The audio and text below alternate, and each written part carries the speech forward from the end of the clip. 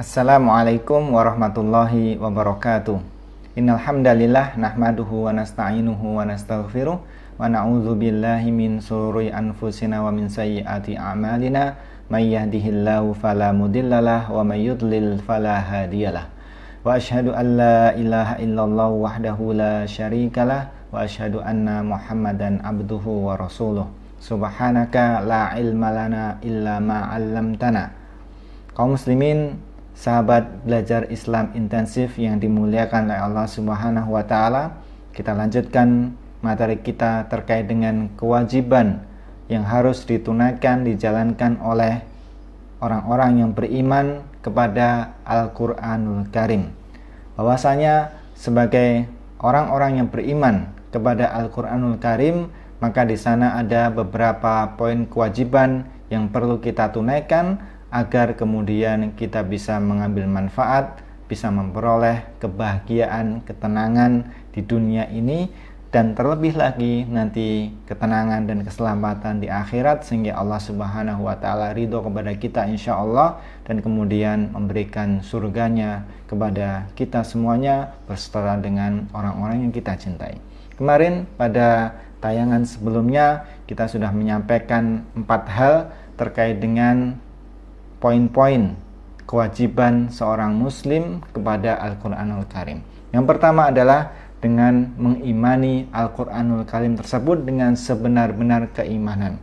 Keimanan secara global, menyeluruh kepada semua kitab yang sudah Allah turunkan pada nabi-nabi terdahulu, rasul terdahulu sebelum Muhammad SAW, dan secara khusus, secara paripurna mengimani totalitas kepada Al-Qur'anul Karim yang turun kepada Nabi Muhammad SAW. Kemudian yang kedua adalah dengan mengagungkan Al-Qur'anul Karim tersebut, baik mengagungkan secara maknawi maupun sampai kepada adab-adab terhadap mushaf Al-Qur'anul Karim tersebut. Kemudian juga mengagungkan di sini adalah juga kita ta'zim, mengagungkan kepada mereka yang membawa beban Al-Qur'an, ahlul Qur'an, para hamalatul Qur'an, para hamilul Qur'an. Mereka adalah orang-orang yang patut untuk kemudian kita berikan pengagungan, tentu saja sesuai dengan kapasitas mereka semuanya sebagai manusia biasa yang kemudian meluangkan waktunya, mewakafkan dirinya untuk berkhidmat kepada Al-Qur'anul Karim. Tidak berlebihan, tetapi juga tidak berkurang-kurang. Kemudian yang ketiga adalah dengan kita melakukan aktivitas yang seharusnya kepada Al-Qur'anul Karim tersebut. Di antaranya adalah dengan membacanya. Di antaranya adalah dengan kemudian mulai menghafalnya. Karena tidaklah tegak misalkan sholat kita secara lebih baik kecuali dengan menghafalnya. Tidaklah kemudian zikir-zikir kita, baik itu zikir yang muqayyad, yang terikat, maupun yang ghairu muqayyad, yang umum, itu sebaiknya diambil dari Al-Qur'anul Karim atau hadis-hadis yang sahih dari Nabi Muhammad SAW. Kemudian aktivitas belajar dan mengajarkan Quran ini adalah kemudian menjadi aktivitas yang menjadi indikator baiknya, indikator kemuliaan seseorang, bahwasanya Rasulullah SAW pernah bersabda, khairukum man ta'allamal Qur'ana wa 'allamahu. Sebaik-baik kalian itu adalah yang mempelajari Al-Qur'an dan kemudian mengajarkan Al-Qur'an. Sebaik-baik manusia itu adalah yang belajar Al-Qur'an dan mengajarkan Al-Qur'an. Kemudian yang keempat adalah terkait dengan mentadaburi Al-Qur'an. Allah Subhanahu wa taala berfirman, afala yatadabbarunal Qur'ana am ala qulubin aqfaluh. Apakah kalian tidak melakukan aktivitas tadabbur terhadap Al-Qur'anul Karim tersebut, ataukah di dalam hati kalian itu terdapat belenggu terhadap kunci, atau hati kita terkunci ya. Sehingga kemudian kalau kemudian salah satu tanda-tanda hati kita itu tidak terkunci, tidak terbelenggu, itu adalah kita mau melaksanakan aktivitas tadabbur, berfikir. Dan tadabbur ini untuk semua orang sesuai dengan level kemampuannya masing-masing. Tadabbur mereka-mereka yang berkecimpung di dalam dunia kesehatan tentu berbeda dengan mereka-mereka yang berkecimpung di dalam dunia perdagangan, di dalam dunia engineering, di dalam dunia pertanian, dan lain sebagainya. Intinya, tiap manusia memiliki kewajiban untuk bertadabbur, memikirkan manfaat, memikirkan sisi positif, memikirkan faedah, dan lain sebagainya dari ayat-ayat Allah Subhanahu wa Ta'ala. Yang tentu saja ini berbeda dengan ranahnya tafsir. Karena kalau tafsir itu secara inti kemudian menghasilkan hukum-hukum di dalam syariat ini, baik itu wajib, sunnah, mubah, makruh maupun haram, yang itu adalah merupakan kapasitas levelnya ulama, bukan kita. Kita tidak boleh menafsirkan Quran secara tanpa ilmu. Nah, itu yang keempat yang kemarin. Kita bisa murojaah, kita bisa review materi pada video atau tayangan sebelumnya. Nah, sekarang kita akan masuk pada yang kelima, yaitu adalah dengan menjaga adab terhadap Al-Quranul Karim. Tadi sedikit disinggung pada poin yang kedua, yaitu ta'zim Al-Quran. Tapi kita akan lebih rinci di sini. Bahwasanya adab terhadap Al-Quranul Karim itu sudah dijelaskan oleh para ulama-ulama kita. Di antaranya adalah Al-Imam An-Nawawi rahimahullah di dalam kitab At-Tibyan fi Adabi Hamalatil Quran, yaitu terkait dengan adab-adab terhadap Al-Quranul Karim. Di antaranya adalah sebelum kita membaca, maka hendaklah kita membaca Al-Quran ini dengan niat yang ikhlas. Setiap kita berinteraksi dengan Quran, baik itu sedikit maupun banyak, maka kita harus mengikhlaskan niat kita untuk mengharapkan ridho hanya dari Allah Subhanahu wa Ta'ala. Bukan berniat untuk ingin cari dunia maupun mencari pujian di antara sesama makhluk. Waliyadzubillah. Jadi ikhlas itu adalah merupakan adab yang pertama dan utama ketika kemudian kita hendak berinteraksi dengan Al-Quranul Karim, apapun bentuk interaksinya, memegangnya, membacanya, menghafalnya, mengajarkannya, mempelajarinya, dan lain sebagainya, itu adalah dengan keikhlasan. Kemudian yang kedua, kata Imam An-Nawawi, disunahkan untuk membaca Al-Quran dalam keadaan mulut kita bersih. Ya, syukur bisa bersiwak atau kemudian gosok gigi, karena bau mulut tersebut bisa dibersihkan dengan tadi siwak dan benda-benda semisalnya, agar kita memiliki adab ketika membacanya. Kemudian disunahkan membaca Al-Quranul Karim itu dalam keadaan suci. Namun jika membaca dalam keadaan berhadas, dibolehkan berdasarkan ijma kesepakatan para ulama. Artinya ada kemuliaan di sana. Nah, di sini berbeda antara membaca dengan menyentuh. Karena kalau menyentuh, maka kebanyakan ulama itu mensyaratkan harus suci. Suci di sini adalah tidak berhadas besar. Ya, dalilnya ada banyak, nanti kita sampaikan pada kesempatan yang lainnya. Kemudian yang berikutnya adalah dengan mengambil tempat yang bersih, yang keempat, di dalam rangka membaca Al-Quran. Pakaiannya, tempatnya, dan suasananya itu kemudian hendaklah dikondisikan agar sebisa mungkin itu merupakan bagian dari kita mengagungkan Al-Quranul Karim.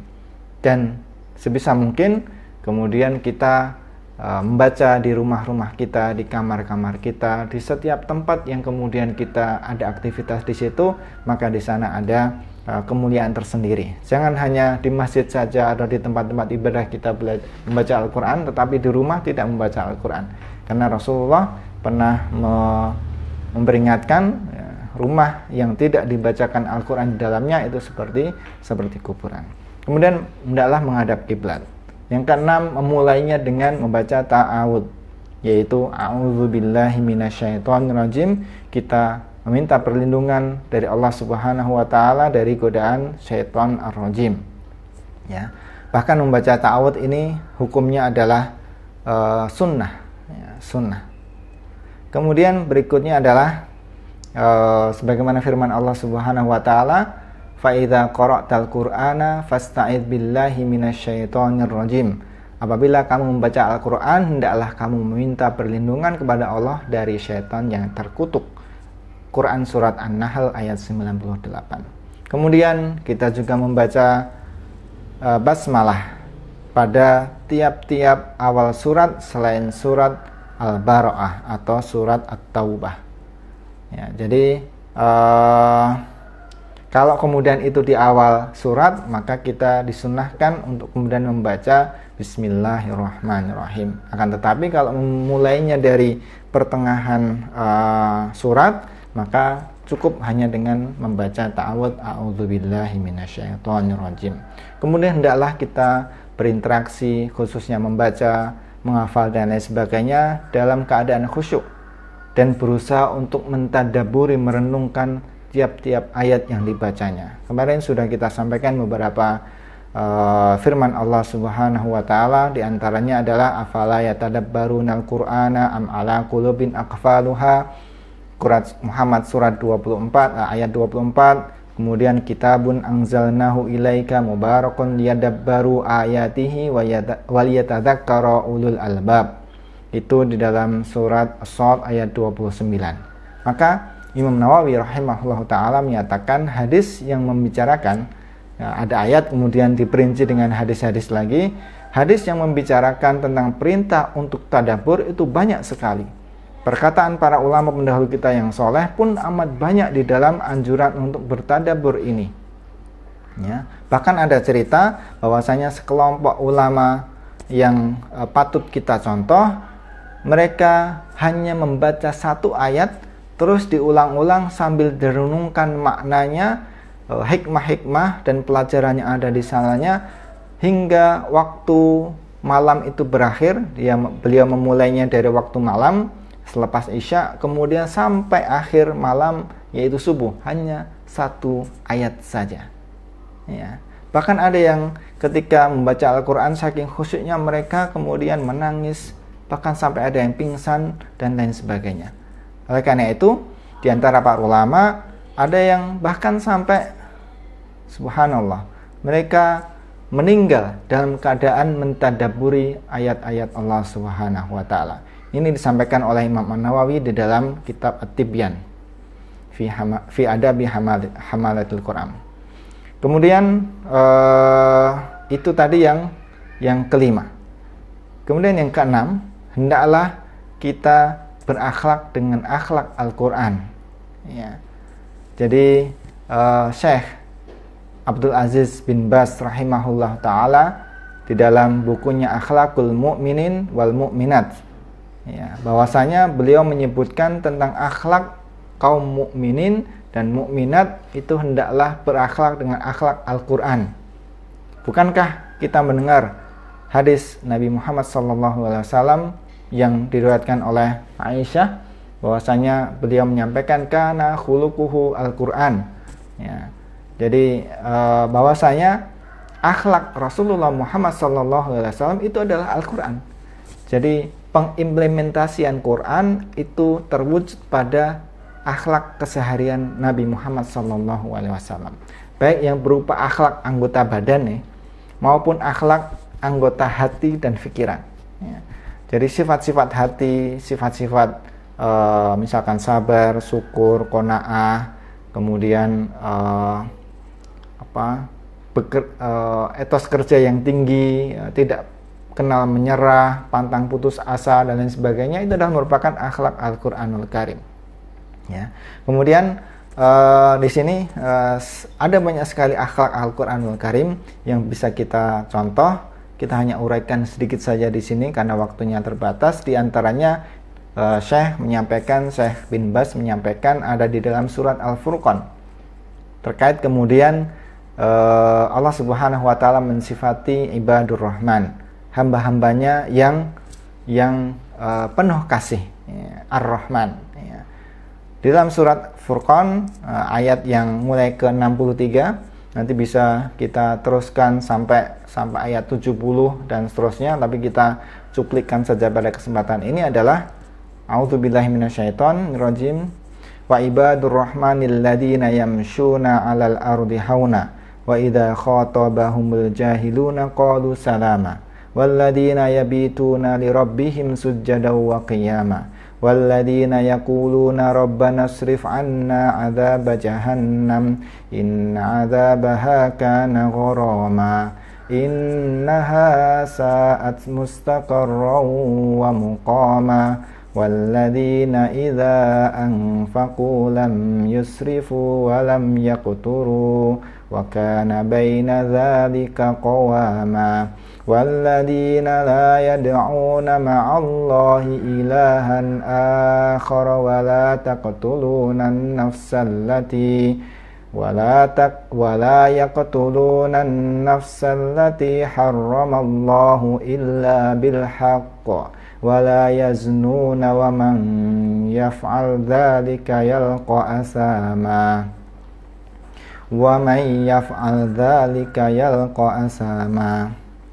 Allah Subhanahu wa taala berfirman di dalam surat Al-Furqan mulai ayat 63 yang saya bacakan tadi sampai ayat 68.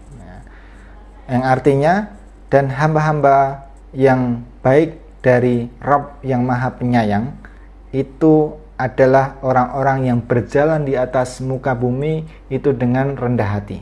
Akhlak yang pertama, rendah hati. Dan apabila orang-orang jahil menyapa mereka, mereka kemudian mengucapkan kata-kata yang mengandung keselamatan. Ucapannya penuh dengan ucapan keselamatan, walaupun kepada orang-orang yang jahil, orang-orang yang memerangi mereka. Dan orang yang melalui malam hari dengan sujud, akhlak yang ketiga, melalui malam-malamnya dengan sujud dan berdiri untuk Rabb-nya, qiyam, salat untuk Rabb mereka. Dan orang-orang yang berkata, ya Rabb kami, jauhkanlah azab jahanam dari kami. Kelima, meminta agar dijauhkan dari azab jahanam. Karena sesungguhnya azabnya itu adalah penuh kebinasaan yang kekal. Sesungguhnya jahanam itu seburuk-buruk tempat menetap dan tempat kediaman. Ya, berikutnya adalah, dan apabila orang-orang yang apabila membelanjakan harta, mereka tidak berlebih-lebihan. Tidak berlebih-lebihan. Ayat karakter yang berikutnya. Dan tidak pula kikir. Nah, karakter akhlak Quran itu adalah membentuk ibadur rahman. Kita semuanya diharapkan menjadi seperti itu tidak berlebih-lebihan, tetapi juga tidak pula kikir. Dan adalah pembelanjaan itu di tengah-tengah di antara yang demikian ini. Dan orang-orang yang tidak menyembah ilah selain Allah, ya, tidak menyembah ilah sementara dia menyembah Allah Subhanahu wa taala, artinya kemudian tidak menduakan, mentigakan dan lain sebagainya, mensyirikkan, dan tidak membunuh jiwa yang diharamkan oleh Allah Subhanahu wa taala kecuali dengan haknya, dengan alasan yang benar. Karakter berikutnya, kemudian tidak berzina, tidak melakukan kemaksiatan, bahkan ayat lain Allah Subhanahu wa taala meminta kita untuk wala taqrabuz zina, tidak mendekati zina. Wal iyadu billah. Dan kemudian barang siapa yang melakukan demikian ini, niscaya dia mendapatkan balasan dosanya. Ya, jadi barang siapa yang kemudian melakukan tadi, misalkan mensekutukan Allah, membunuh jiwa yang diharamkan oleh Allah untuk dibunuh kecuali dengan alasan yang benar, berzina, maka dia akan mendapatkan dosanya. Itu adalah di dalam surat Al-Furqan ayat 63 sampai 68. Masya Allah. Dari penggalan ini saja, ketika nanti masuk kepada tadabbur, kemudian tafsir dan lain sebagainya, maka ada banyak sekali hikmah yang kemudian membentuk karakter seorang muslim menjadi karakter yang ibadur rahman. Maka kewajiban kita terhadap Al-Quranul Karim itu adalah dengan kita berakhlak dengan Quran tersebut. Kita berkarakter, kita memiliki etika, kita memiliki sikap yang benar-benar sikap itu ketika sudah menjadi karakter itu tanpa dipikir lebih lanjut lagi. Itu adalah sebuah menjadi sesuatu yang otomatis. Ya. Maka tadi ibadur rahman perlu kita contoh. Dan sekian banyak ayat-ayat yang berbicara dengan akhlak, perilaku, bagaimana seorang muslim yang baik. Kemudian yang berikutnya adalah ya, berapa tadi? 6. Kemudian berikutnya yang ketujuh, yaitu dengan beramal sesuai dengan Al-Quran. Ya. Jadi setelah berakhlak dengan akhlak Al-Quran, maka kemudian termasuk di dalamnya adalah beramal sesuai dengan Al-Quran tersebut. Ya. Setiap orang akan membutuhkan rahmat dari Allah Subhanahu wa taala. Tapi bagaimana secara sebab musabab, ikhtiarnya sebagai seorang manusiawi itu mendapatkan rahmat dari Allah Subhanahu wa taala, yaitu dengan cara mengimplementasikan, beramal, mengikuti Al-Qur'anul Karim tersebut. Sebagaimana firman Allah Subhanahu wa taala, a'udzubillahi minasyaitonirrajim, wa hadza kitabun anzalnahu mubarakun fattabi'uhu wattaqu la'allakum turhamun. Allah Subhanahu wa taala telah berfirman di dalam surat Al-An'am ayat 155 bahwasanya dan artinya, dan Al-Qur'an itu adalah kitab yang kami turunkan yang diberkati, maka ikutilah ia dan bertakwalah agar kamu diberikan rahmat. Jadi agar kita dirahmati oleh Allah Subhanahu wa taala, yang salah satu efeknya nanti endingnya adalah kita dimasukkan ke surganya Allah Subhanahu wa taala dengan rahmat Allah Subhanahu wa taala, maka sebab-sebab ikhtiarinya, sebab-sebab sebab musababnya ya, itu adalah dengan kita ya mengikuti Al-Qur'anul Karim tersebut, dan kita menjadi hamba yang bertakwa berdasarkan Al-Qur'anul Karim tersebut ya. Kemudian Allah Subhanahu wa taala juga menjanjikan kebaikan yang besar bagi orang-orang yang mengikuti, yang mengamalkan Al-Qur'anul Karim, kalamullah tersebut. Allah Subhanahu wa taala berfirman, fa imma ya'tiyannakum minni huda famanittaba'a hudaya fala yadillu wa la yasqa. Allah telah berfirman, jika datang kepadamu petunjuk dariku, yaitu Al-Qur'anul Karim, maka barang siapa yang mengikuti petunjukku, Allah Subhanahu wa taala, ia tidak akan sesat dan tidak akan celaka. Ketika tidak sesat dan tidak celaka, maka di sana ada kebaikan yang luar biasa, tak ternilai harganya. Ya, bahkan Allah Subhanahu wa taala juga kemudian memberikan ancaman bagi orang-orang yang berpaling dari kitab Allah Subhanahu wa taala, berpaling untuk tidak mengamalkan Al-Qur'anul Karim. A'udzubillahi minasyaitonirrajim, wa man a'rada an dzikri fa inna lahu ma'isyatan dongka wa nahsyuruhu yaumal qiyamati a'ma. Allah Subhanahu wa taala telah berfirman, barang siapa yang berpaling dari peringatanku, yaitu Al-Qur'anul Karim, maka sesungguhnya baginya penghidupan yang sempit, dan kami akan menghimpunnya pada hari kiamat dalam keadaan buta. Ya, lanjutannya saya bacakan terjemahannya. Mereka berkata, ya Tuhanku, mengapa engkau menghimpunku dalam keadaan buta, padahal aku dahulu adalah orang yang melihat. Allah berfirman, demikianlah telah datang kepadamu ayat-ayat kami, namun kamu melupakannya, dan begitu pula pada hari ini kamu pun dilupakan. Dan demikianlah kami membalas orang yang melampaui batas dan tidak percaya kepada ayat-ayat Rabb-nya.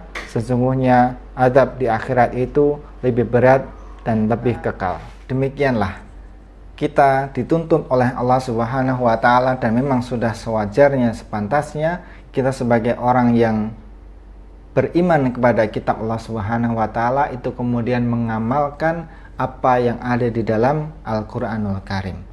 Dan Allah Subhanahu wa taala menurunkan Al-Qur'anul Karim ini penuh dengan kesempurnaan.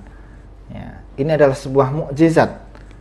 Ini adalah merupakan panduan yang sempurna dari yang maha sempurna. Maka ketika kita mengikuti panduan ini dengan sebaik-baiknya, maka insya Allah kita akan mendapatkan apa yang semuanya kita cari, yaitu kebahagiaan di dunia dan juga kebahagiaan yang langgeng abadi di akhirat kelak. Kemudian yang terakhir, kewajiban kita kepada Al-Qur'anul Karim itu adalah dengan kita mendakwahkan, kita menyampaikan ayat-ayat Allah Subhanahu wa taala. Adalah merupakan sebuah kewajiban yang dibebankan syariat kepada seluruh kaum muslimin, baik itu di timur maupun di barat, baik itu yang tua maupun yang muda, yang sudah balik, yang sudah memiliki beban-beban mukallaf. Maka kemudian baik yang Arab maupun non-Arab itu kemudian menyampaikan Al-Qur'anul Karim walaupun satu ayat, menyampaikan keindahannya, menyampaikan kerahmatannya, menyampaikan kemuliaan, kesempurnaannya kepada semua umat manusia, bahkan kepada seluruh alam semesta ini. Allah Subhanahu wa taala berfirman, bil bayyinati waz zubur wa anzalna ilaika dzikra litubayyana lin-nasi ma nuzila ilaihim wa la'allahum yatafakkarun. Keterangan-keterangan atau mukjizat dan kitab-kitab, dan kami turunkan kepadamu Al-Qur'an agar kamu menerangkan kepada umat manusia seluruhnya apa yang telah diturunkan kepada mereka semuanya, dan supaya mereka memikirkannya. Jadi ini adalah merupakan kewajiban kita sebagai seorang mukmin ketika sudah tadi mengimani, kemudian memuliakan, kemudian mulai tadi mempelajarinya, kemudian mulai mengamalkannya, dan seterusnya hingga akhirnya kita memiliki kewajiban untuk mendakwahkan Al-Qur'anul Karim ini. Ya. Jadi salah seorang ulama zaman dahulu menyampaikan bahwasanya, ini adalah perkataannya Rabi bin Anas. Beliau menyampaikan bahwasanya wajib bagi pengikut Rasulullah Muhammad SAW untuk mendakwahkan Al-Quran kepada manusia seperti yang didakwahkan oleh Rasulullah SAW, dan memberikan peringatan kepada manusia sebagaimana yang telah beliau lakukan. Ya. Jadi ayat yang masyhur, hadis yang masyhur yang sampai kepada kita adalah terkait dengan misalkan ucapan Nabi Muhammad SAW, balighu anni walau ayah, sampaikanlah dariku walaupun satu ayat. Ketika kita sudah mengilmui, kemudian berusaha mengamalkan walaupun satu ayat, maka sudah sampai beban kepada kita, kewajiban kepada kita untuk mendakwahkannya. Sahabat yang dimuliakan oleh Allah Subhanahu wa taala, kaum muslimin, para pendengar, para pemirsa belajar Islam intensif yang dimuliakan oleh Allah Subhanahu wa taala, demikianlah beberapa hal terkait dengan kewajiban kita kepada Al-Qur'anul Karim. Mudah-mudahan Allah Subhanahu wa taala memberikan taufik, memberikan kemudahan, memberikan karunia, kekuatan kepada kita semuanya untuk bisa melaksanakan kewajiban-kewajiban yang telah kita sampaikan, kita telah pelajari bersama-sama, agar kemudian kita menjadi orang-orang yang lebih baik di masa depan. Dan tentu saja ketika kebaikan-kebaikan itu terus kita laksanakan, terus kita ikhtiarkan semaksimal mungkin, mudah-mudahan Allah Subhanahu wa taala menyampaikan kita pada derajat yang paling baik, yaitu orang-orang yang terbaik ketika belajar dan mengajarkan Quran. Dan konsekuensinya insya Allah kita akan mendapatkan rahmat dari Allah Subhanahu wa taala, dan kita semuanya berharap agar Allah Subhanahu wa taala berkenan memasukkan kita semuanya ke dalam surganya, Jannatun Naim, yang kekal abadi bersama-sama dengan orang-orang yang kita cintai. Wallahu ta'ala alam. Subhanakallahumma bihamdika asyhadu alla ilaha illa anta astaghfiruka wa atubu ilaik. Wassalamualaikum warahmatullahi wabarakatuh.